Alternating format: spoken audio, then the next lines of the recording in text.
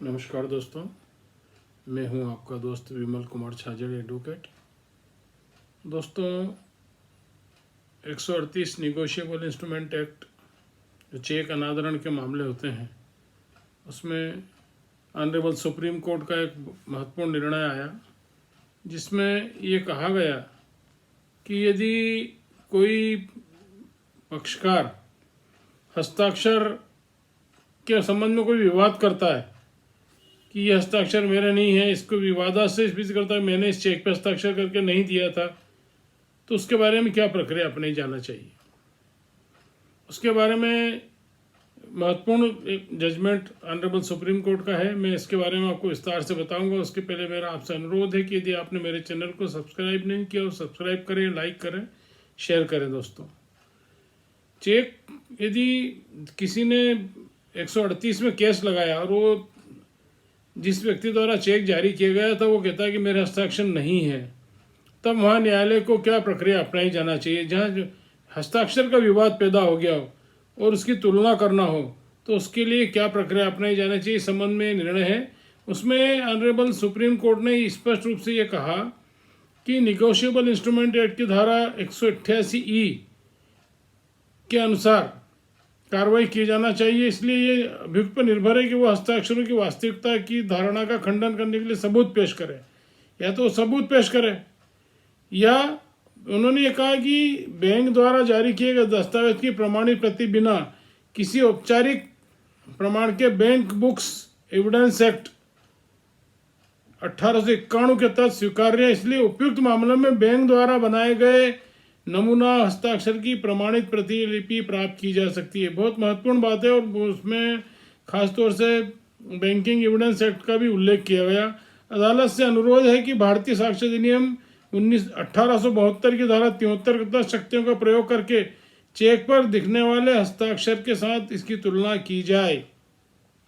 Honourable justice BR Gavai और justice Sandeep Mehta की जो पीठ थी सुप्रीम कोर्ट में, उन्होंने कहा कि चेक अनादरण के मामलों में अपनी सजा के खिलाफ शिकायतकर्ता द्वारा दायर अपील में धारा 391 के तहत अतिरिक्त साक्ष्य स्वीकार करने से उच्च न्यायालय ने इनकार को चुनौती देने वाले अपील पर सुनवाई कर रही थी। ये 391 CRPC पे अपील पर सुनवाई कर रही थी। अपीलकर्ता अपीली चरण में हस्ताक्षर के संबंध में हस्तलेख विशेषज्ञ का साक्ष्य प्रस्तुत करना चाहता था। यहाँ पर निगोशिएबल इंस्ट्रूमेंट की धारा 391 CRPC के तहत शक्ति का प्रयोग केवल तभी किया जा सकता है जब अपीलकर्ता को उचित सबूत पेश करने का से रोका गया हो।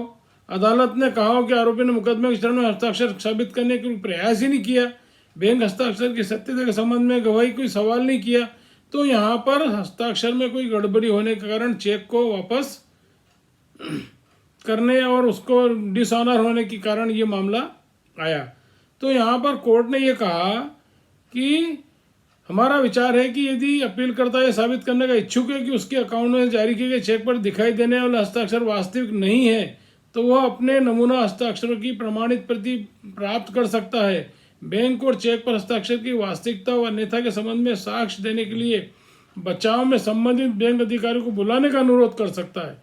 इसके अलावा ट्रायल चरण में अपीलकर्ता ने हस्तलेख विशेषज्ञ द्वारा हस्तलेख की तुलना कराने का आवेदन दायर किया, जिसे खारिज कर दिया गया था। इसलिए इसे कभी चुनौती नहीं, इसको भी फिर कहीं चुनौती नहीं दी है वो हस्तलिपि विशेषज्ञ, और उसने कोई चुनौती नहीं दी। तो उन्होंने कहा कि अपील में इस तरह के आदेश को चुनौती देखिए अतिरिक्त साक्ष्य पेश करने के बारे में नहीं की जा सकती है। तो ये अजीत सिंह चेऊजी राठौड़ बनाम गुजरात राज्य का एक मामला है। इसका विवरण मैं आपको डिस्क्रिप्शन में दूंगा दोस्तों। तो ये कहा कि यदि इस तरह की कोई विवाद की स्थिति होती है चेक पर हस्ताक्षर, तो बैंक से उसकी कॉपी लेके बैंक अधिकारी को बुलाकर, जो नमूना हस्ताक्षर का कार्ड बैंक में रहता है वो बुलाकर उसको उससे मैच कराया जा सकता है। ये सिद्ध किया जा सकता है कि ये फर्जी तौर पर चेक पर हस्ताक्षर किए गए थे। नमस्कार।